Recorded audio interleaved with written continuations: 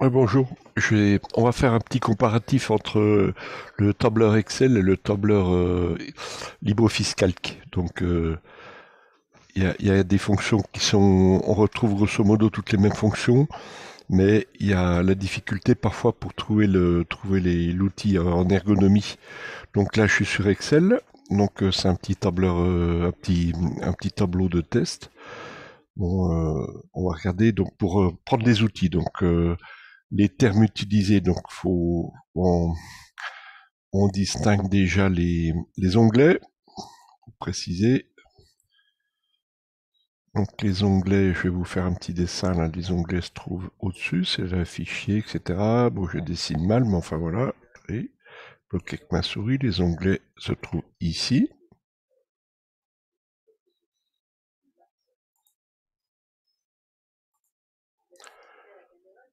Le ruban avec les boîtes d'outils qui sont propres à Excel se trouve en dessous. Voilà, les deux lignes qui sont ici, grosso modo.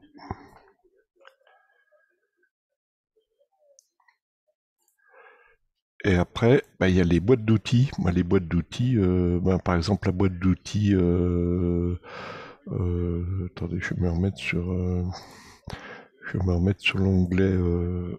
sur l'onglet accueil. Accueil. Bon, on démarre en principe sur l'onglet accueil. Voilà, donc l'onglet accueil, il y a les boîtes d'outils suivantes, en dessiner une ou deux. Donc, boîte d'outils, par exemple, style, ici. Boîte d'outils police, bon, on se sert souvent, bien sûr, pour les caractères, etc. Voilà, au sujet des boîtes d'outils. Donc, ce qui est important, la personnalisation de la barre d'outils, le comparatif avec Excel et LibreOffice. Donc, ici, euh, on a une petite flèche qu'on connaît pas toujours là, qui permet déjà d'afficher au-dessus du ruban. Voilà, donc je l'ai basculé carrément, la ligne, je l'ai basculé au-dessus du ruban. Et puis là, inversement, je peux la remettre en dessous du ruban. Voilà.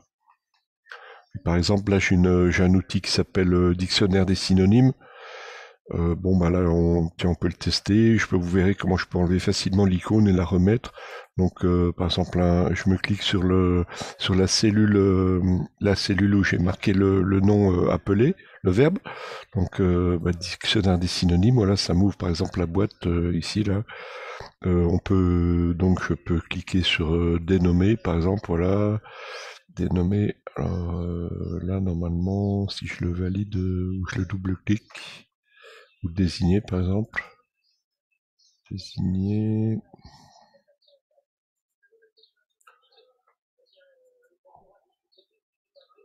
Je vais le reprendre depuis le début. Je peux faire pareil pour prénom. Je crois que l'équivalent c'est CTRL F, non, CTRL F7, je sais pas, non, pas ici, hein, c'est le contraire, c'est LibreOffice. Sur LibreOffice, CTRL F7, bon bah là on a icône, donc prénom, qu'est-ce qu'il y a comme équivalent, petit nom ou nom de baptême.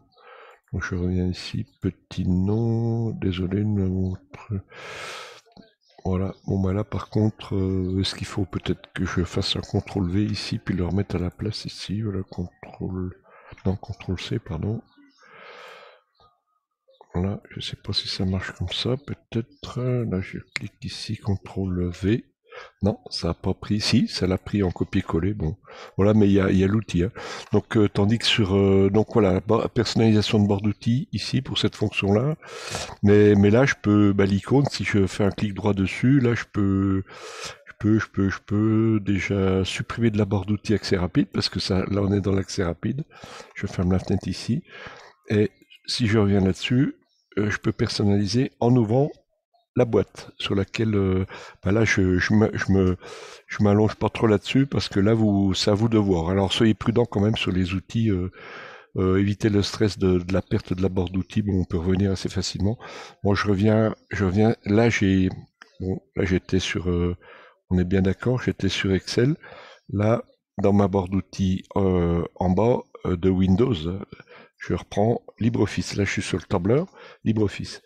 Donc là, si je fais appeler, là, le contrôle F7, il est inclus dans les outils LibreOffice pour le contrôle des synonymes, dictionnaire des synonymes, donc il existe quand même là. Donc là, Bon là, appeler, ben, je pourrais mettre, voilà, appeler LE par exemple. Si je clique sur LE, ben, remplacer, j'ai l'outil remplacer, là ça remplace. Prénom, ben, je dois avoir à peu près les mêmes équivalents. On a un CTRL F7. Là, si je mets nom de baptême, remplacer, voilà. Puis bon, après j'optimise ma largeur colonne, voilà. Donc au niveau de la personnalisation de la barre d'outils, là, faut aller. Alors bon, vous avez les barres qui sont ici. Alors attention, là, vous voyez quand je pointe ici, je peux déplacer ma barre. Alors attention, pas faire n'importe quoi au niveau du clic droit à ce niveau-là. Si je fais un clic droit, là, j'ai le menu sur la ligne là. Là, pareil, clic droit, j'ai un menu également, hein.